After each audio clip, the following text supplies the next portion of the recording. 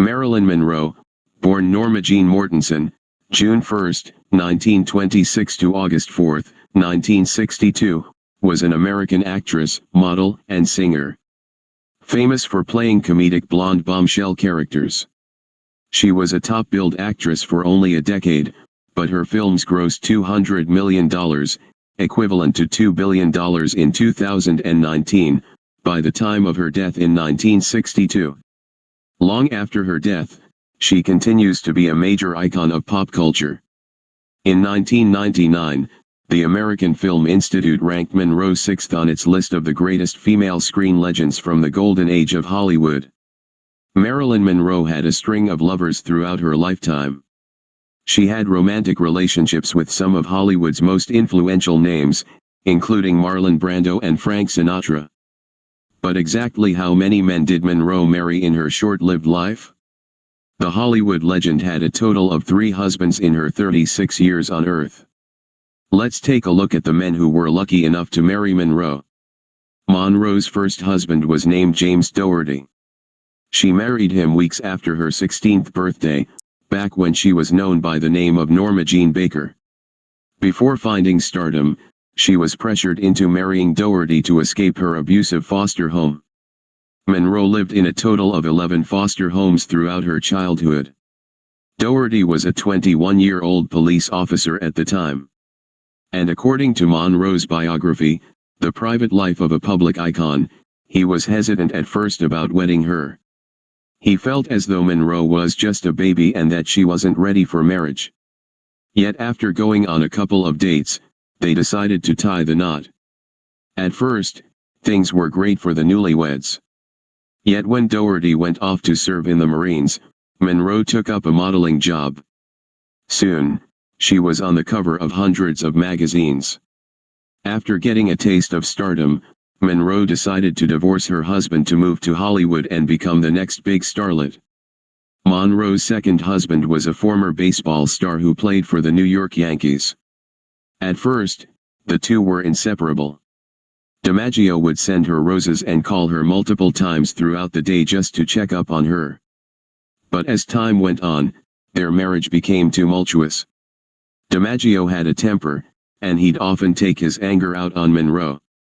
He'd get jealous of the fact that she was more famous than he was, and he hated her sex symbol status. And according to multiple sources, many speculate that Monroe's flying white dress scene from the 7-year itch led to their divorce. In the iconic scene, the skirt of her dress goes flying up from the breeze. The shot quickly reveals her underwear, which was enough to infuriate her husband. According to multiple sources, that scene was the last straw. Many consider Monroe and Miller to be one of the most unlikely couples in Hollywood history. The public couldn't believe that Hollywood's most famous sex symbol was married to the rigid playwright. But alas, they fell in love. Yet, according to Monroe's biography, she stumbled upon a letter he allegedly intended her to find, which claimed he was embarrassed and ashamed to be married to her. This, along with several other dilemmas, ultimately led to their divorce. Born and raised in Los Angeles, Monroe spent most of her childhood in foster homes and an orphanage and married at age 16. She was working in a factory during World War II when she met a photographer from the first motion picture unit and began a successful pin-up modeling career, which led to short-lived film contracts with 20th Century Fox and Columbia Pictures. After a series of minor film roles, she signed a new contract with Fox in late 1950. Over the next 2 years, she became a popular actress with roles in several comedies. Monroe had become one of 20th Century Fox's biggest stars, but her contract had not changed since 1950, meaning that she was paid far less than other stars of her stature and could not choose her projects.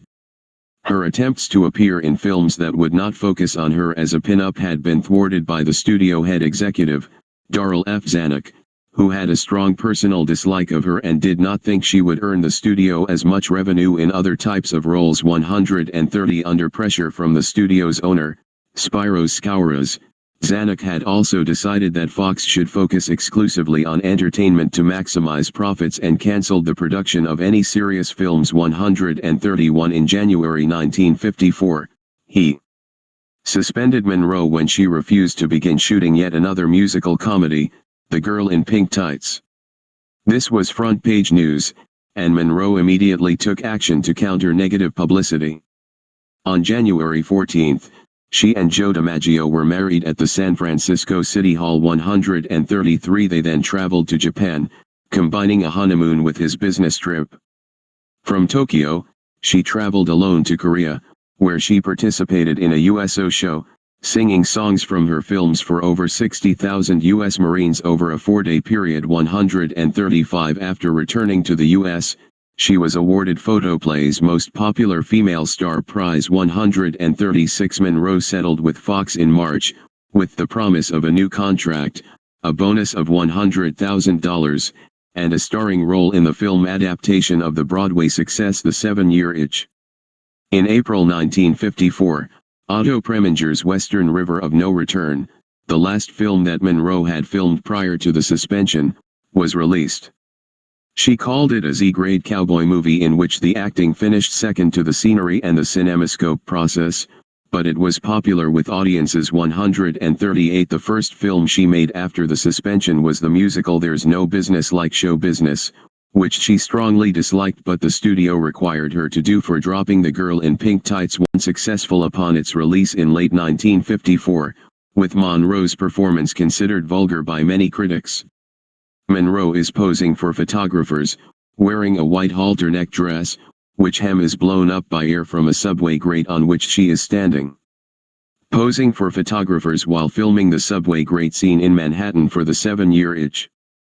In September 1954, Monroe began filming Billy Wilder's comedy The 7-Year Itch, starring opposite Tom Ewell as a woman who becomes the object of her married neighbor's sexual fantasies.